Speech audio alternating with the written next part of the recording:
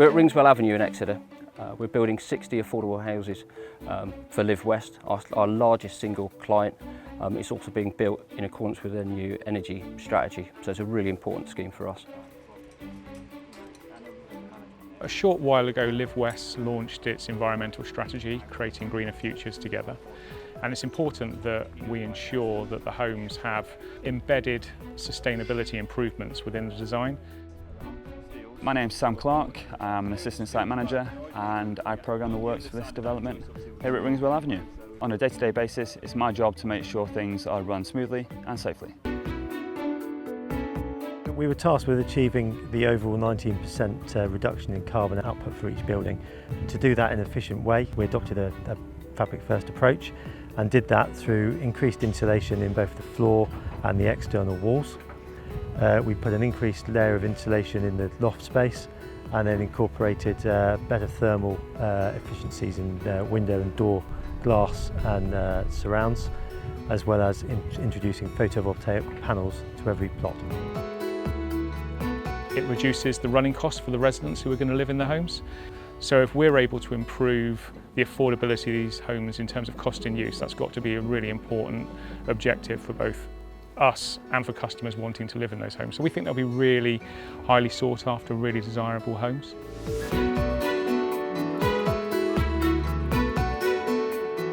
This is a timber frame development. I've done masonry in the past where we've not had to use that insulation. We took the criteria and the required specification in terms of what heat loss they were looking for and came up with a timber frame solution which enabled us to achieve that with full fill insulation and using sustainably sourced timber. The materials used within a timber frame have a greater capacity to insulate against energy loss or heat loss. It's far easier to achieve a higher energy level with a timber frame property than it is a traditionally built property. By using timber frame rather than traditional masonry, our embodied carbon amount drops from 1,140 to 720 tonnes of CO2 on this 60 plot development. We've achieved a 36% reduction of embodied carbon.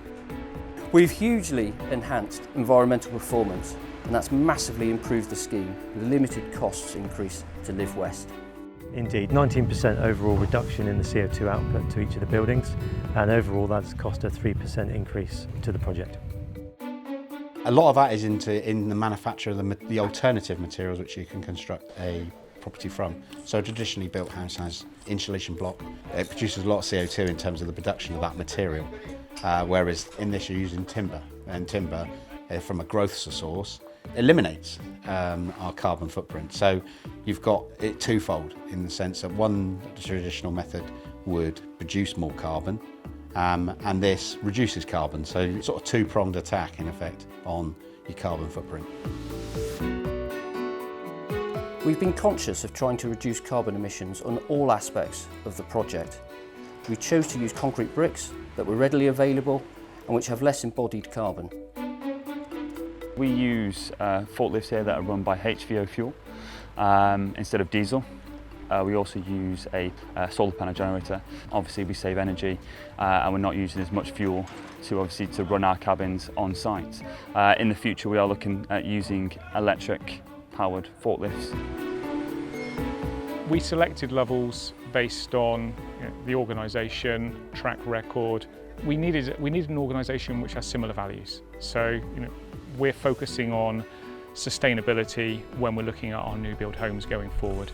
And for us, an organisation that has that shared objective is incredibly important.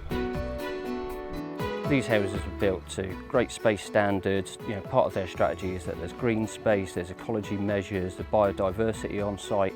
So it's a more holistic view of a development rather than just here's an energy efficiency house. It's more around a lifestyle and placemaking.